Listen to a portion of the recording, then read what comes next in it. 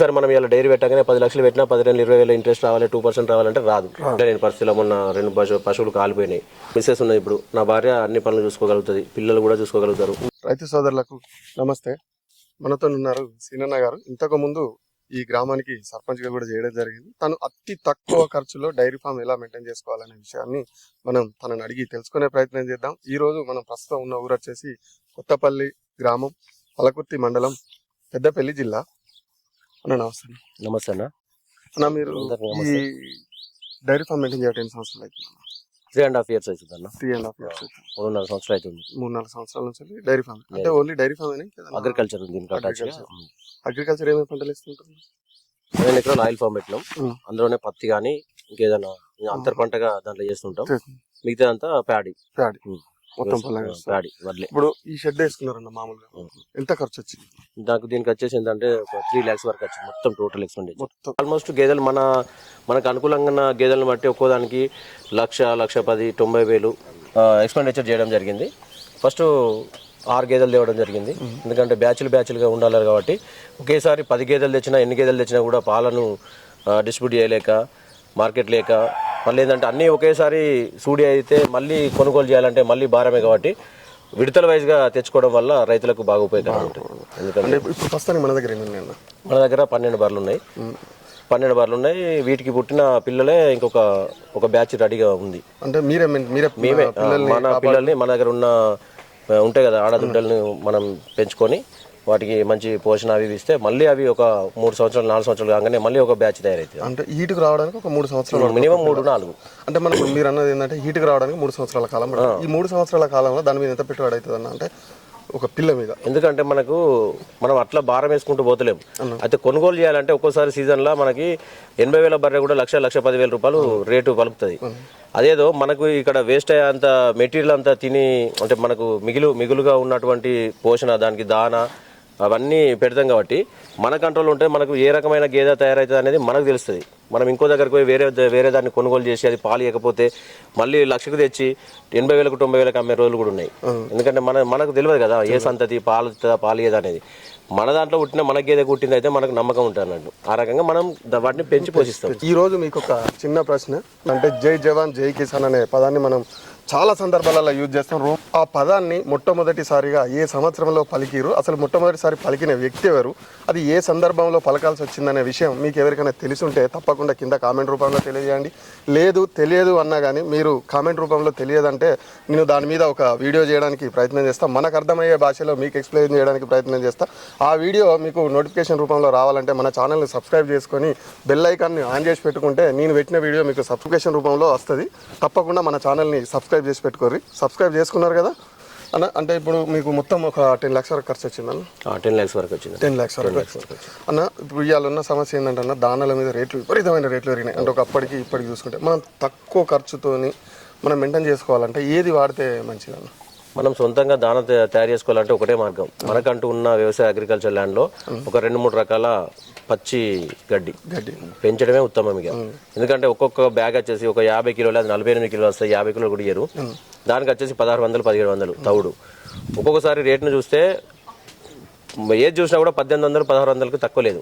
కానీ అది మొత్తం అదే వాడితే మాత్రం మనల్ని దీంట్లో నష్టపోయే అవకాశం ఎక్కువ ఉంటుంది. మనకు సొంతంగా మనం దానా తయారు చేసుకోకపోతే ఆల్మోస్ట్ నష్టంలోకి పోతాం. ఎందుకంటే మనం దానా పెరిగినప్పుడల్లా పాల రేటు పెంచలేము. బయట అది కార్పొరేటివ్ కంపెనీలు అవి ఇవి ఏంటంటే ఫిక్స్డ్ రేట్లతోని పాలు అమ్మడం జరుగుతుంది. దానికి మించి మనం వేస్తే మన దగ్గర కొనుగోలు చేయరు. ఎంత నాణ్యతగా పాటించినా ఏం చేసినా కూడా తెలిసిన వాళ్ళు తప్ప మిగతా వాళ్ళంతా మనం అంతా సేల్ చేయలేము. కాబట్టి మనం దానకు సాధ్యమైనంత వరకు మన దాంట్లోనే మనం తయారు చేసుకునే ఏర్పాటు చేసుకుంటే బెటర్. ఇప్పుడు మీ దగ్గర ఉన్న గేదెలు చూస్తే మాత్రం అంటే ముర్రనే ఉన్నాయి ఎక్కువ శాతం. ఈ ముర్రల మనం ఎట్లా సెలెక్ట్ చేసుకుంటే మంచిదా? ప్యూర్ ముర్ర తీసుకుంటే మంచిదా, లేదు మనం ఏమైనా క్రాస్ అయ్యి మన వెదర్ను తట్టుకోవాలంటే? నా ఆలోచన ప్రకారం అయితే నేను భీమవరం, పశ్చిమ గోదావరి అక్కడక్కడ చూసి వచ్చిన. ఇప్పుడు ఎర్రగడ్డ కూడా అక్కడికి తీసుకొస్తారు. మళ్ళీ ఆంధ్ర సైడ్ ఎట్లుంటుందంటే వాళ్ళు పెట్టినటువంటి దాన అయితే ఏది ఉంటుందో మనం కొనుగోలు చేసే టైంలో ఫీడింగ్ ఎక్కువ ఇస్తారు. దానా ఫీడింగ్ ఎక్కువ ఇస్తారు. మనకు అక్కడ 6 లీటర్లు ఇస్తే, 8 లీటర్లు ఇస్తే, 10 లీటర్లు ఇస్తే 2 సార్లు మిన్న ఇస్తాయి. కానీ మనకు వచ్చేసరికి, తెలంగాణకు వచ్చేసరికి ఆ వాతావరణాన్ని తట్టుకోలేక మనకు వచ్చేసరికి 4 నుంచి 5 లీటర్లు ఇస్తుంది. ఒక పూటకి 5 లీటర్లకు మించి ఇయ్యదు. ఎందుకంటే మనకున్న వాతావరణం, మన గడ్డి, మన గ్రాస్ అంతా అదే. మనం అంతకు మించి దాన పెట్టినా కూడా మనకు అంత ఆశించినంత లాభం రాకపోవచ్చు. కాకపోతే ఏంటంటే ప్యూర్ ముర్రా మొత్తం అవే సీడే వాడదామంటే మనకు కొంచెం నష్టాలే జరుగుతాయి. మనం చేసే సేవకు అది ఉండదు. అంటే మన విధానం పెట్టుకోవాలంటే మనం 80% క్రాసింగ్ మీడియం క్రాసింగ్.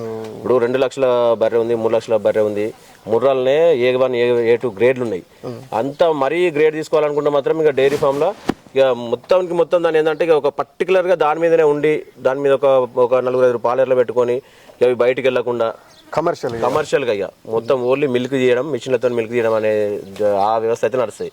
కానీ పల్లెటూరు వ్యవస్థకు వచ్చేసరికి మనం ఆ రకంగా చేస్తే పాల దిగుబడి మనం తట్టుకోలేము.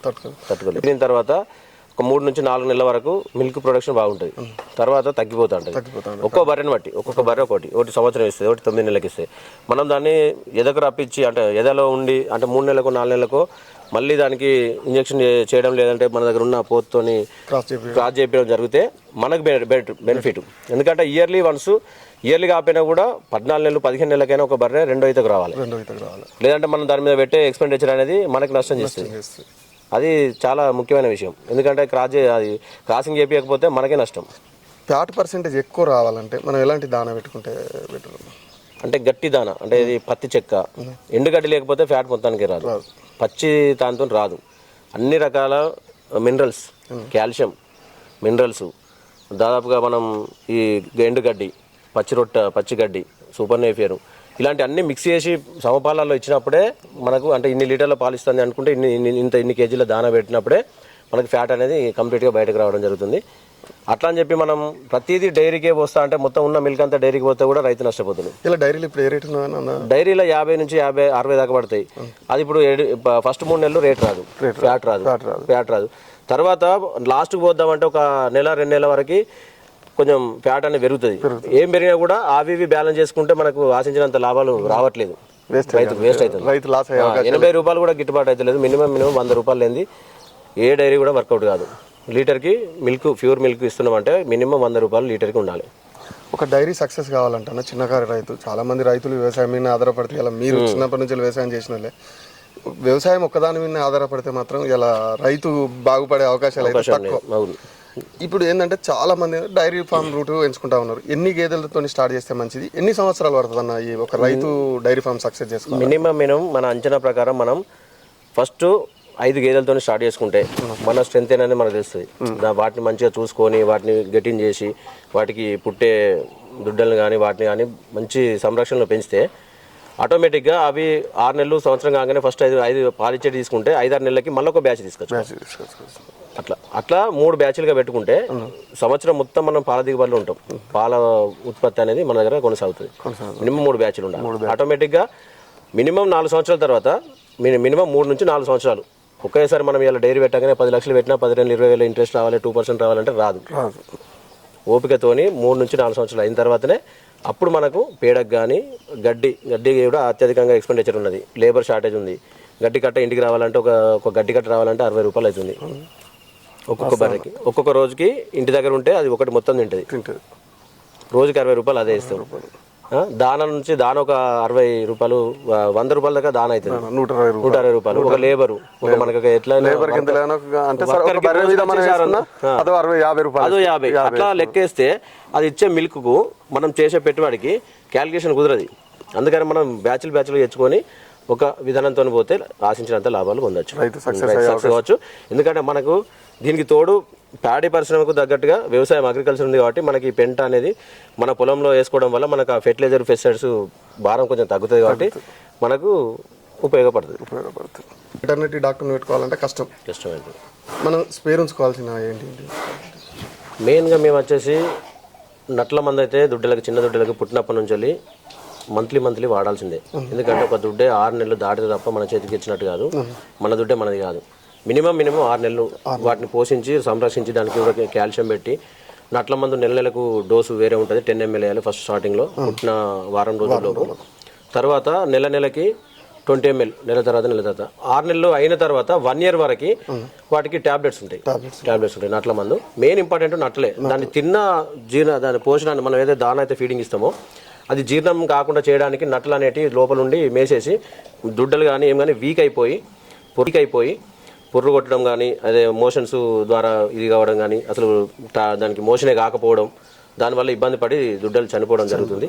నాకు కూడా అనుభవం జరిగింది స్టార్టింగ్లో, ఎందుకంటే నాకు అర్థం కాలేదు స్టార్టింగ్ పెట్టినప్పుడు ఎందుకు చనిపోతుంది అనుకున్నాను. తర్వాత ప్రతిసారి డాక్టర్ రాలేదు కాబట్టి మన దగ్గరనే నట్ల మంది అనేది గవర్నమెంట్ వెటర్నరీ హాస్పిటల్లో ఉంటుంది, లేదంటే ప్రైవేటు మెడికల్ షాపులలో పెద్దపల్లి మాకు అందుబాటులో ఉంటుంది. కాబట్టి దానికి సంబంధించి ఫోన్ ద్వారానైనా కూడా డాక్టర్ సంప్రదించి మేము మెడిసిన్ తెచ్చుకొని వేయడం జరుగుతుంది. మెయిన్ ఇంపార్టెంట్ అదే అన్న. బర్లకు మాత్రం పాలు ఇస్తాయి కాబట్టి దానికి కాల్షియం అనేది కంపల్సరీ, ఎందుకంటే పాల ద్వారా కాల్షియం అనేది పోతుంది. ఆవులు కానీ నా దగ్గర ఒక 2 ఆవులు కూడా ఉన్నాయి. ఆవులకు మరీ ఇంపార్టెంట్ ఏంటంటే కాల్షియం తొందరగా పడిపోతుంది. బర్లకంటే ఆవులు వీక్ అయ్యే ఛాన్సెస్ ఎక్కువ ఉంటాయి. Calcium most important. ఇక మామూలుగా మిగతా ఏంటంటే ఎప్పుడైనా గ్యాస్ ఫామ్ అయినప్పుడు ఇది కానీ కొన్ని న్యాచురల్గా మేము వాడే పద్ధతిలో వాడతాం. ఏమేమి వాడతారన్న న్యాచురల్గా అంటే ఇప్పుడు సోపు వాడడం కానీ, సర్ఫ్ అది ఉంటుంది, తినే సోడా అనేది కొంచెం ఇవ్వడం వల్ల గ్యాస్ అనేది ఉబ్బడం అనేది, అది మేత అతిగా మేయడం వల్ల దానికి గ్యాస్ ఫామ్ మనుషులు లెక్కనే వాటికి కూడా అవుతుంది. అదొకటి మేము ఫస్ట్ ఎయిడ్ కింద మేమే చేసుకుంటాం. మిగతా అన్న అత్యవసరం వస్తే మాత్రం డాక్టర్ సంప్రదించడం కానీ లేకపోతే వెళ్ళి తీసుకురావడం కానీ జరుగుతుంది.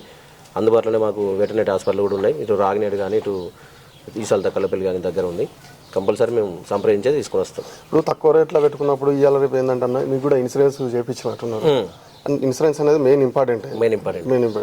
ఎట్లున్నా ఒక గేదెకు మనం ఒక గేదెకి మనకు దానికి ఎక్స్పెండిచర్ని బట్టి 1 లక్ష కవరేజ్ కావాలనుకున్నప్పుడు మనం ఎంత అనేది 3,000 రూపాయలు పెట్టుకుంటాం ఇయర్లీ ఉంటుంది. అది మినిమం 2 years మనం ఇయర్లీ చేసుకుంటాం. ఎందుకంటే గేదె మన దగ్గర ఉండకపోవచ్చు, ఇంకో వారు సేల్ చేస్తాం, వాళ్ళు చేసుకోవాల్సింది. దాని ఎక్స్పెండిచర్ మనం పెట్టుకోలేం కాబట్టి మనకు 1 లక్ష లోపు 80,000 నుంచి 90,000 కవరేజ్ కావాలనుకుంటే మనం 2,000 రూపాయలు ఒక్కోదానికి ఎక్స్పెండిచర్ పెట్టుకుంటాం. పక్కా వస్తుంది. ట్యాగ్ మాత్రం కంపల్సరీ. ఆ ట్యాగ్ అనేది కంపల్సరీ లేకపోతే మాత్రం రాదు. ట్యాగ్ మిస్ కావద్దు. అది ఎక్కడైనా మేతకు పోయినప్పుడు కానీ ఊడిపోయిందా లేదా ఉన్నదా మనమే చెక్ చేసుకోవాలి. ఆ ట్యాగ్ ఉంది అంటే బర్రె చనిపోయినా ఏది చనిపోయినా ఇన్సూరెన్స్ మాత్రం క్లెయిమ్ అవుతుంది 100% అవుతుంది. మనం ఎంచుకునే కంపెనీ ఉంటుంది, దాంట్లో కూడా మన మనుషులకైతే ఏదైతే ఇన్సూరెన్స్ కంపెనీలు ఉన్నాయో వాటికి కూడా వెటర్నరీ దానికి కూడా ఉన్నాయి. దానివల్ల కూడా రైతుకు బెనిఫిట్. ఎందుకంటే ఏదో మధ్యలో ఏమైనా జరగచ్చు. ఇప్పుడు విద్యుత్ అవి జరుగుతున్నాయి, కరెంట్ తీగలు పడిపోవడం, గడ్డికి అగ్గేయడం వల్ల అది ఎటు వెళ్ళలేని పరిస్థితిలో మొన్న 2 పశువులు కాలిపోయినాయి. అట్లాంటి సిచ్యువేషన్, పిడుగులు వేయడం కానీ అట్లాంటివి ఉంటాయి కదా, వాటి కోసం ఇన్సూరెన్స్ అనేది మంచి ఆలోచన. ఇప్పుడున్న పరిస్థితులలో డైరీ ఫామ్ కరెక్టేనా? ఒక రైతు డైరీ ఫామ్ ఆలోచన కరెక్టేనా? ఓపికతోని ఇంట్లో వాళ్ళు కూడా మాకు సంబంధమే, మేము కూడా అందులో మా మిస్సెస్ ఉన్నది. ఇప్పుడు నా భార్య అన్ని పనులు చూసుకోగలుగుతుంది, పిల్లలు కూడా చూసుకోగలుగుతారు. ఒకవేళ పాలేరు రాలేదనుకో మేము వచ్చి దానం పెట్టుకోవడం కానీ ఇట్లాంటి చేసుకునే ఓపిక ఉంటేనే డైరీ వ్యవస్థను నడిపించుకోవాలి. కంప్లీట్గా పాలేరు మీదనే ఆధారపడదాం అనుకుంటే మాత్రం డైరీ సక్సెస్ కాదు. ఓన్లీ ఏది వర్కర్స్ని పెట్టుకున్నాం, మాకు రావాలి, ఇంత లాభం రావాలి, ఇన్ని పాలు విండి మాకు ఇస్తాడు, మేము అమ్ముకుంటున్నాం, అట్లా అయితే డైరీ వ్యవస్థ నడవదు. మనకు కూడా దాని మీద అవగాహన ఉండాలి.